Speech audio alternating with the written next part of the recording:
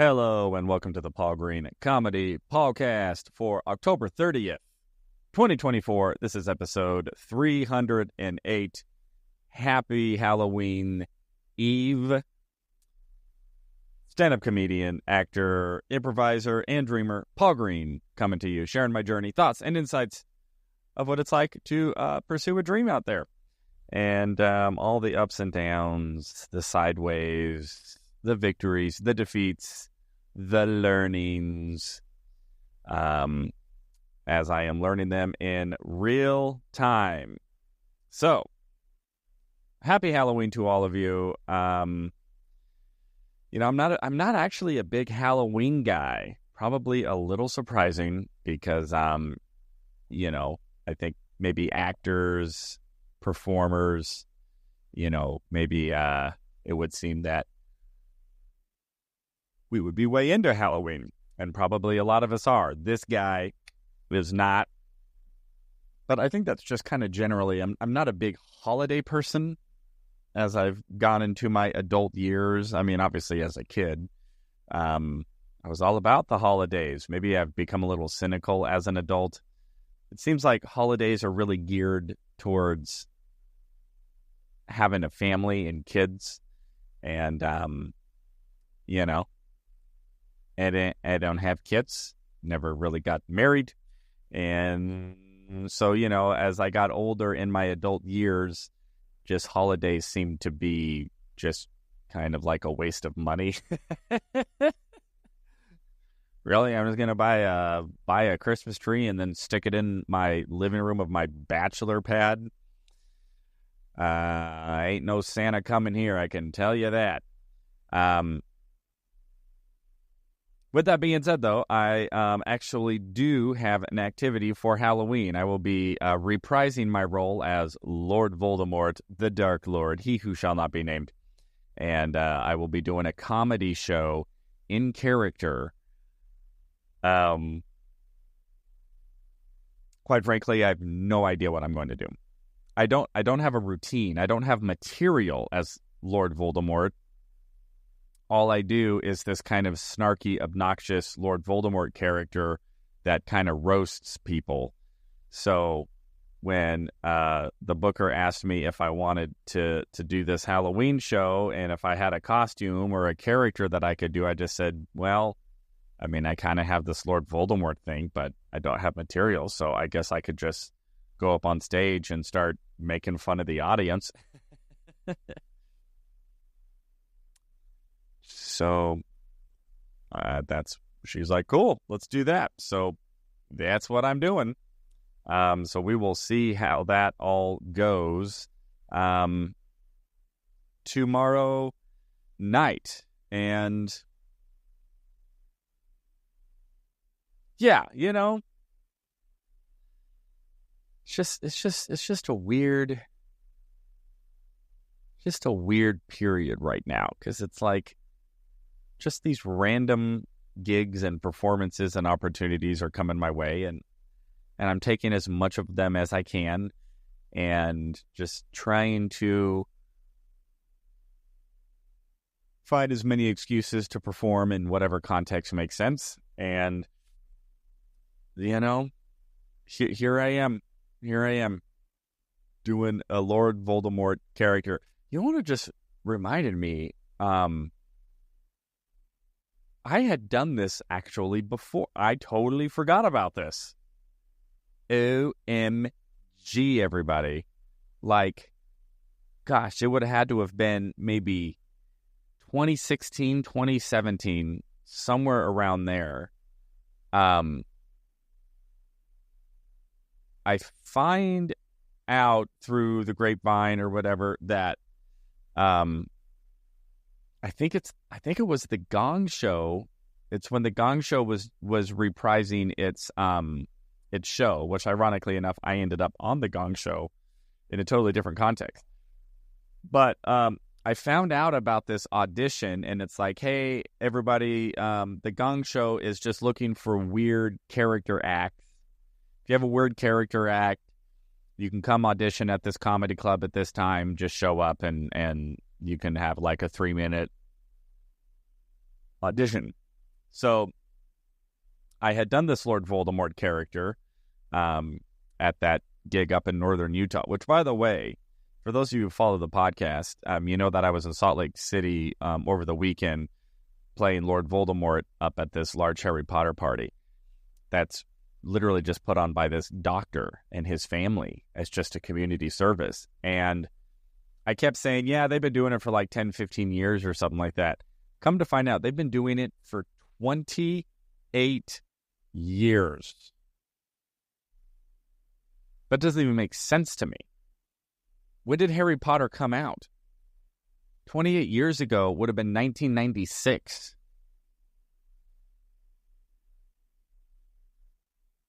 Does that math check out? Has it been 20? Could it even be 20? All right, somebody fact check me. I'm not able to fact check right now. When did the first book come out? Or maybe I read it wrong. I heard them say 28 years. They just said that, yeah, they just started doing it out of their garage and have built it into a thing. Maybe if it's not exactly 28 years, evidently it's a lot longer than I had initially speculated. But anyway, so let's go back. So now it's like 2016, 2017. I'm living in Los Angeles. I find out the Gong Show was auditioning for just any sort of weird, kooky character acts. And so the only thing that I had was this Lord Voldemort character that I would do where I just roast people. And so they're like, well, you got 3 minutes, so, just do whatever you want. So I was like, well, I'm kind of being this snarky roast guy.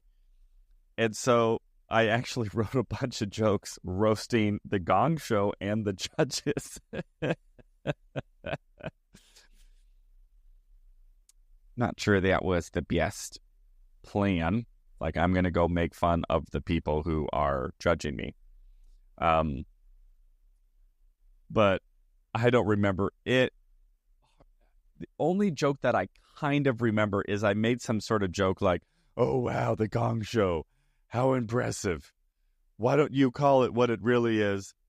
I couldn't get on America's Got Talent.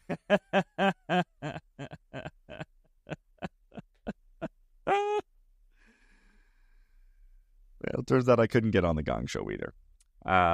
Actually, that's a lie. I did get on the Gong Show, but not as Lord Voldemort. I got on the Gong Show dressed as a giant cockroach with the Linford twins, who I had on the podcast just a couple nights ago, who were part of the Harry Potter party. As a matter of fact, they are the reason I got the gig as Lord Voldemort at the Harry Potter party in the first place. Was because of the Linford twins, and they also got me on the Gong Show. But I couldn't get myself on the Gong Show because when I auditioned as Lord Voldemort about 8 years ago, I guess they went on a different direction. So yeah, just so random, I'm full confession. I've never read a Harry Potter book. I think I've watched some of the movies, like when they were coming out in theaters. I seem to remember watching them, but I hadn't read the books. I didn't really enjoy them. I'm not really into wizardry and magic anyway, and I didn't have an attachment to them because I didn't read the books. So for a guy who plays Lord Voldemort a whole heck of a lot, I am actually drastically under-researched on all things Harry Potter. I know very little. In previous years, I would do a little bit of research, like I would read a bio about Lord Voldemort's character, and, I would read up on some of the Latin spells. Because every time I would walk around as Lord Voldemort, all of these kids have wands, and they're all throwing spells at me. And I have to, pretend I know what they're saying. This year, anytime a kid threw a spell at me, I would just be like, I'm sorry, I don't speak Latin. I think I'm funny. So anyway, just a very interesting, weird, little quirky thing that has happened in my life, that I get to play Lord Voldemort periodically for these random gigs, even though I don't really care about Harry Potter and I don't really know much about Lord Voldemort other than I know, he's just the apex villain, and he's the Dark Lord and wants to kill Harry Potter, and I think he killed his mom. I used to say that he killed both of his parents, but then evidently he didn't kill both of them. I think he just killed one of them. Anyway, and, he's a half-blood, he's a muggle, or half-blood, half-wizard, and, all of that stuff. Whatever. I've done a little bit of research. Not that important. I'm just trying to have as much fun playing Lord Voldemort as possible. So I will be doing that tonight for Halloween, and then I don't really have another show until next week, which is very bizarre, and it's just not very often that I have like a whole week of like no shows. So I have that show Thursday, and then no shows Friday, Saturday, Sunday, Monday, and Tuesday. Almost 5 days. I don't know what I'm going to do with myself. And then next week I will be doing the Midlife Crisis comedy show at Desert Ridge Improv up in Northern Phoenix. So we'll see how that all goes. So with that, let's turn our focus to talking about Magic Mind by James Doughty. So bad at referencing. I know that's kind of like a big deal. Like, you're supposed to give the author credit, and I'm failing at that. So today's chapter talked a lot about vibrations. I've got those good vibrations. I've got that sweet. And first of all, he gets into a bunch of technical stuff about the brain again, which just makes my head hurt. I have a hard time. It's like I don't really care about all of that. But then, he starts talking about vibrations. And, as a musician, that is something that I can really appreciate. And, there really is a truth to that, because every element, every organism, every cell has a vibration to it, has energy. Energy is movement. Vibrations is movement. And there are vibrations that resonate and vibrations that are dissonant. There's things that are harmonious and melodious, and things that are foreboding and dissonant and distorted. And there really is something to that. I don't think I can really comprehend the extent of it, other than it just throughout my life, it has seemed pretty clear when I'm feeling a vibration, an energy, a flow, and when that vibration is reciprocated with another person, or when you're in a group setting and everybody just seems to be on the same page, whether it's like a concert or a comedy show or a play, or, there's a public speaker or something that is able to get the general vibe and energy of the entire room just seems to be consistent. And, I think we've all been in a situation where the opposite is true, to where it's like, we are not on the same page. We are not vibrating. Our vibrations are not in sync. And,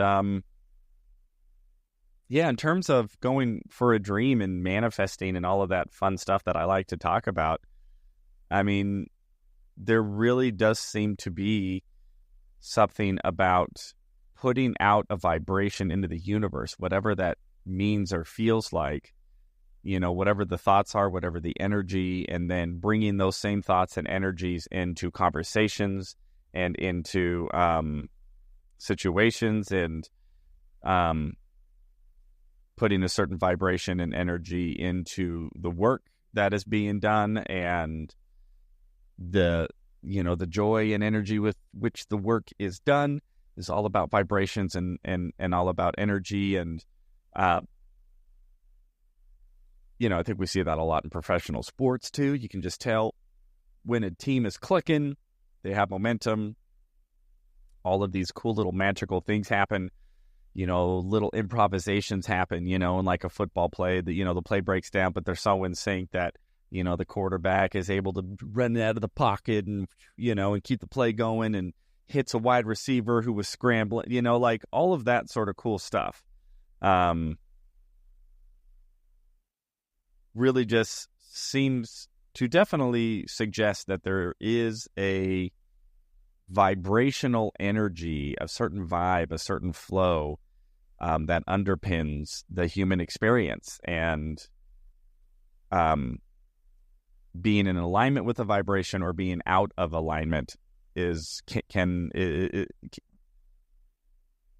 seems to be fairly self-evident, even though it's really hard to pinpoint what's going on here, what's happening, why can 60,000 people show up to a Taylor Swift concert from a multitude of diversities and yet can all vibe to her music and can be on the same page and can experience this sort of synonymous musical experience and joy and emotion and vibes. I mean, it is really remarkable, human beings' capacity to experience that. And I just think of the times throughout my life of all the improv I've done with different cast members, and sometimes there will be a cast that you just cannot get on the same page. Everything's a struggle. It's like pulling teeth. There's this anxiety, there's this tension, and then there will be times when there's a cast where you just feel like, oh my gosh, we are so on the same page. We are having so much fun. We can say and do anything, and we are going to have a blast performing together. Same with stand-up.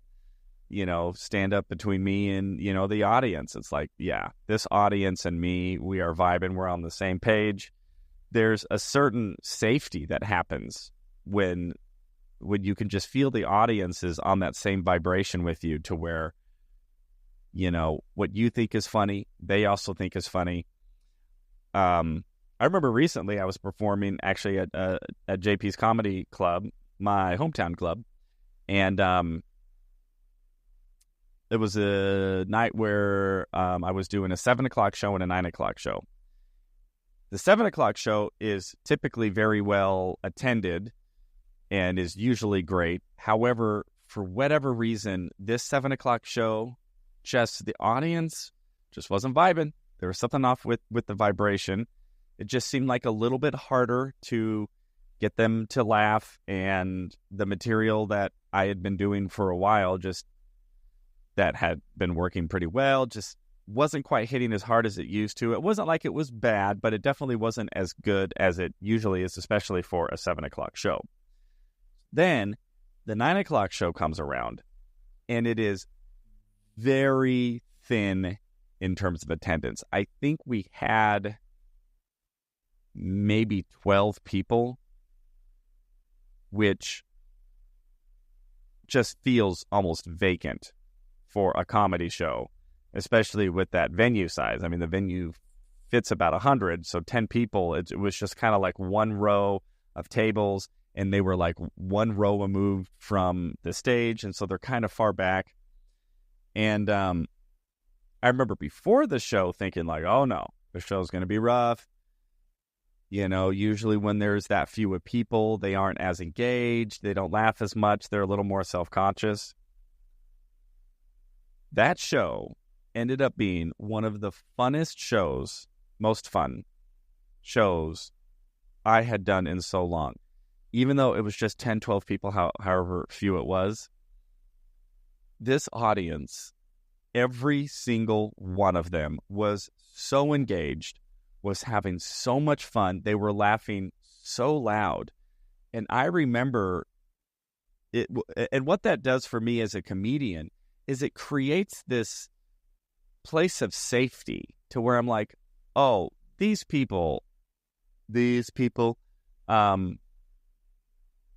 are just here to have a great time, and I can really have fun. And in those environments, what will usually end up happening is a whole lot of improv and riffing.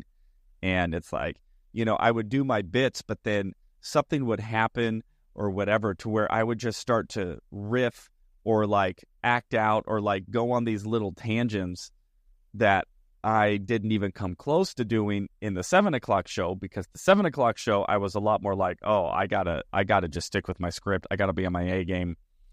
And the funny thing is, in the late show, I was way off script, but it was like I was actually on my A game even more, because I was being so present and so honest and vulnerable, and having so much more fun with this audience because of the vibe, because of that vibration. And so it's something that I think about a lot, which is, what sort of vibration am I emanating? And is it a vibration that is attractive and vibrant and fun and energetic and abundant? Or am I putting out a negative, cynical, critical, negative vibe? And I've definitely done that plenty of times in my life. And, it makes a difference. It makes a difference in terms of what sort of people we attract, how those people respond to us. It's like, if I'm creating a vibration of fun and safety, then I'm probably going to be getting the best of the people around me. But if I am out there, if I'm the one being, cynical or critical or negative, or pulled back, well, then I'm probably going to attract that sort of energy in return. And I've definitely been guilty of that plenty of times in my life. So definitely something for me to think about, which is, how am I vibing, baby? What kind of vibrations out there? I'm picking up good vibrations. All right, everybody. I hope the vibrations you are putting out there are going well, and that you are vibing with good people in return. So that will do it for today for the Paul Green Comedy PaulCast, October 30th, 2024, episode 308. I hope you're all doing well. Your dreams are coming true. I love you all so much, and I will check in with you tomorrow after my Halloween show. All right, guys. See you tomorrow.